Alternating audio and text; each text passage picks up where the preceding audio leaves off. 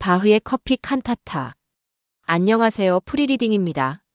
오늘은 위대한 작곡가 요한 세바스티안 바흐의 유쾌하고도 의미심장한 작품, 바로 커피 칸타타에 대해 이야기하는 시간을 가져보고자 합니다. 이 작품은 단순히 18세기 사람들의 일상을 엿보는 것을 넘어 오늘날에도 여전히 유효한 메시지를 던지는 흥미로운 예술적 시도입니다. 우리는 이 칸타타의 배경과 의미, 음악적 특징과 감상 포인트, 그리고 현대적인 해석까지 다각도로 살펴보며 이 명작이 지닌 진정한 가치를 조명해 볼 것입니다. 바흐의 커피 칸타타는 정식 명칭이 조용히 떠들지 마세요인 세속 칸타타 BWV 211로 1732년에서 1735년 사이에 작곡된 것으로 추정됩니다. 이 작품은 바흐의 방대한 성악 작품 중에서도 특히 대중에게 친숙하고 즐거움을 선사하는 독특한 위치를 차지하고 있습니다. 일반적으로 바흐는 교회 음악의 대가로 알려져 있지만 그는 종교적인 내용 외에도 이처럼 재치 넘치는 세속적인 작품들을 남겼는데 커피 칸타타는 그중 가장 대표적인 예시입니다. 이 칸타타가 탄생하게 된 배경은 18세기 유럽, 특히 당시 독일 라이프치히의 사회상을 이해하는 것에서 시작됩니다. 이 시기는 커피가 유럽 전역으로 확산되며 단순한 음료를 넘어선 문화적 아이콘으로 자리 잡던 때였습니다. 17세기 중반부터 유럽에 본격적으로 소개된 커피는 처음에는 약용으로 사용되다가 점차 기호음료로 자리매김하며 사회 각층의 사랑을 받게 되었습니다. 특히 독일에서는 17세기 말부터 커피하우스가 생겨나기 시작하여 18세기에는 상류층뿐만 아니라 시민 계급 사이에서도 중요한 사교 공간이 되었습니다. 커피하우스는 지식인과 예술가들이 모여 교류하고 토론하며 새로운 아이디어를 얻는 사교의 장이자 문화적 허브의 역할을 했습니다. 이곳에서는 신문이 비치되었고 다양한 주제의 논의가 이루어졌으며 때로는 음악 공연이 열리기도 했습니다. 바흐 역시 라이프치히의 유명한 진머만 커피하우스에서 콜레기움 무지쿰이라는 학생 음악 단체를 이끌고 정기적으로 공연을 개최하며 이러한 시대의 흐름에 동참했습니다. 이 진머만 커피하우스는 당시 라이프치히의 음악 및 지적 활동의 중심지 중 하나였습니다. 커피 칸타타는 바로 진머만 커피하우스의 주인으로부터 직접 의뢰를 받아 작곡된 것으로 알려져 있습니다. 이는 흥미롭게도 오늘날의 광고 음악 또는 브랜디드 콘텐츠의 초기 형태라고 해석될 수 있습니다. 특정 상업 공간과 상품을 주제로 한 음악이 당시 사람들의 일상 속으로 파고들어 문화적 유행을 만들었다는 점에서 바흐의 선구안과 시대적 감각을 엿볼 수 있습니다. 이 작품의 또 다른 중요한 의미는 바로 풍자에 있습니다. 칸타타는 커피에 대한 당시 사회의 양면적인 반응을 유머러스하게 담아내고 있습니다. 일부는 커피를 새로운 문화로 환영하며 즐겼지만 또 다른 이들은 커피가 건강에 해롭고 여성들을 나태하게 만든다며 부정적인 시선을 보내기도 했습니다. 심지어 커피를 검은 독이라고 비난하거나 지나친 커피 소비가 도덕적 해이를 불러온다고 주장하는 이들도 있었습니다. 바흐는 이러한 사회적 시선을 커피를 맹목적으로 사랑하는 딸과 이를 못마땅해하는 보수적인 아버지 간의 갈등으로 비유하여 재치 있게 풍자하고 있습니다. 이는 시대를 초월한 보편적인 주제인 세대 갈등과 변화에 대한 저항을 유쾌하게 다룬 것이라 할 수 있습니다. 18세기 계몽주의 시대의 전통적 권위와 새로운 사고방식의 충돌은 중요한 사회적 화두였으며 바흐는 이를 커피라는 일상적인 소재를 통해 비유적으로 표현했습니다. 커피 칸타타는 총 10곡으로 이루어져 있으며 당시 오페라의 구성 요소인 레치타티보와 아리아 형식을 따르고 있습니다. 레치타티보는 대화처럼 진행되는 부분으로 극의 서사를 설명하고 아리아는 등장인물들의 심리나 감정, 생각을 음악적으로 심화하여 표현하는 독창곡입니다. 이러한 구성은 세속 칸타타의 전형적인 양식으로 오페라에 비해 규모는 작지만 극적인 요소를 효과적으로 전달합니다. 이 작품의 등장인물은 크게 3명입니다. 먼저 극의 상황을 설명하고 청중에게 등장인물들을 소개하는 해설자, 테너가 있습니다. 해설자는 단순히 극을 진행하는 것을 넘어 때로는 관객에게 말을 걸거나 재치 있는 논평을 덧붙이기도 하며 극의 활력을 불어넣는 역할을 합니다. 그 다음으로 9세대를 대변하는 보수적인 아버지 슐렌드리안, 베이스가 등장합니다.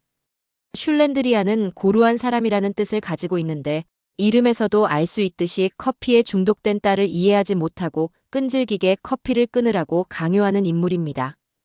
그는 자신의 권위를 내세우며 딸에게 커피를 끊지 않으면 산책도 못하게 하고 예쁜 드레스도 사주지 않겠다고 협박하며 심지어는 결혼을 시켜주지 않겠다는 극단적인 제안까지 합니다. 그의 아리아들은 대체로 위험있고 무거운 분위기를 자아내며 전통적인 가치관을 옹호하는 그의 성격을 잘 드러냅니다.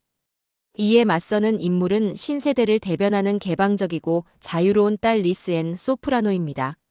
리스앤은 커피에 대한 깊은 애정을 표현하며 아버지를 설득하려 합니다. 그녀는 커피가 키스보다 달콤하고 와인보다 부드럽다고 노래하며 커피가 주는 행복을 예찬합니다. 리스앤의 아리아들은 대체로 밝고 경쾌한 선율로 이루어져 있으며 커피에 대한 그녀의 열정적인 사랑과 자유로운 영혼을 잘 표현합니다. 특히 리스앤의 아리아에서 플루트의 선율은 마치 커피 향이 피어오르는 듯한 섬세하고 아름다운 이미지를 그려내어 작품의 서정성을 더합니다. 플루트의 고음역대와 유려한 멜로디는 커피의 부드러움과 향긋함을 시각적으로 연상시키며 청각적인 즐거움을 한층 배가시킵니다. 악기 편성은 플루트, 현악기, 바이올린, 비올라, 첼로, 그리고 챈발로 또는 오르간으로 이루어져 소규모 실내악 형태로 연주되며 각 악기가 등장인물들의 심리 상태나 극의 분위기를 효과적으로 표현하는 데 기여합니다. 챈발로는 통주저음 역할을 하며 전체 음악의 하모니를 받쳐줍니다. 이 작품의 줄거리는 비교적 단순하면서도 위트가 넘칩니다. 아버지는 딸의 커피 중독을 걱정하며 커피를 끊으라고 설득합니다. 딸은 아랑곳하지 않고 커피에 대한 무한한 사랑을 노래합니다. 아버지는 결국 최후의 수단으로 딸에게 결혼을 조건으로 커피를 끊을 것을 제안합니다. 당시 여성에게 결혼은 사회적 지위와 안정을 의미했기에 이는 딸에게는 매우 중요한 제안이었습니다. 딸은 내심 못마땅하지만 결혼을 위해 커피를 끊겠다고 마지못해 약속하는 척합니다. 그러나 여기에는 반전이 있습니다. 딸은 몰래 결혼 계약서에 커피를 마음대로 마실 수 있다는 조항을 넣으려 합니다. 이는 겉으로는 순종하는 척하지만 자신의 욕망을 포기하지 않으려는 딸의 영리함과 고집을 보여주는 대목입니다. 이 대목은 당시 여성들에게 주어진 사회적 제약을 비판하면서도 그 안에서 자신의 의지를 관철하려는 주체적인 여성의 모습을 유쾌하게 그려냅니다. 마지막 3중창에서는 해설자와 아버지, 딸이 함께 등장하여 고양이가 쥐를 사랑하듯 딸의 커피 사랑은 멈출 수 없다는 익살스러운 가사로 마무리되며 아버지의 계획이 수포로 돌아갔음을 암시합니다. 이러한 결말은 청중에게 유쾌한 웃음을 선사하며 작품의 풍자적인 의도를 더욱 부각시킵니다. 바흐의 커피 칸타타는 오늘날에도 활발하게 공연되며 다양한 현대적 해석을 낳고 있습니다. 가장 보편적인 해석은 이 작품을 세대 갈등의 보편적인 서사로 이해하는 것입니다. 고루한 사고방식을 가진 아버지와 새로운 문화를 갈망하는 딸의 대립은 시대를 초월하여 존재해 온 세대 간의 단절과 이해의 문제를 상징합니다.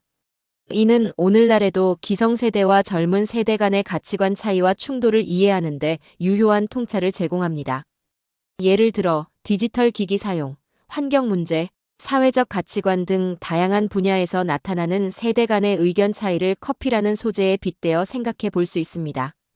또한 딸의 커피에 대한 집착은 현대인의 중독 문제를 다루는 것으로도 해석될 수 있습니다.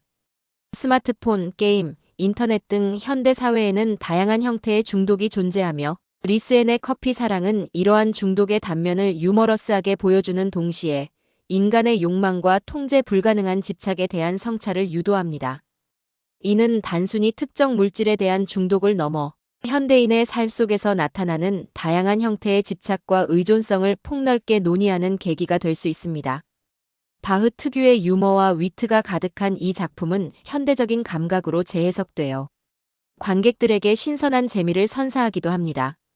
전통적인 오페라 공연장에서 벗어나 실제 커피하우스에서 공연을 펼치며 관객들이 커피를 마시면서 공연을 관람하게 하는 방식은 작품의 배경과 메시지를 더욱 생생하게 전달하는 효과를 가져옵니다. 이는 관객들에게 단순한 감상을 넘어 몰입감 있는 문화적 경험을 제공하며 바흐 시대의 분위기를 현대적으로 재현하는 시도로 볼 수 있습니다. 또한 현대 연출가들은 등장인물들의 의상이나 무대 디자인을 현대적으로 변형하거나 사회 비판적인 메시지를 더욱 강조하는 방식으로 작품을 해석하기도 합니다. 이처럼 커피 칸타타는 바흐의 다른 종교 칸타타나 기악곡들과는 또 다른 매력을 지닌 작품입니다.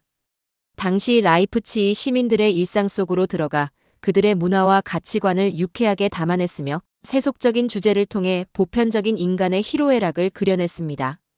이는 바흐가 단지 종교 음악에만 통달한 것이 아니라 당대의 세속 문화와 대중의 취향에도 깊이 공감하고 이를 예술적으로 승화시킬 줄 아는 탁월한 예술가였음을 보여줍니다. 오늘날 우리가 이 커피 칸타타를 감상할 때는 단순히 아름다운 음악을 듣는 것을 넘어 18세기의 시대상을 상상하고 등장인물들의 익살스러운 대화와 감정 표현을 통해 보편적인 인간의 모습을 발견하며 현대 사회의 다양한 이슈와 연결지어 사유해 볼 수 있을 것입니다.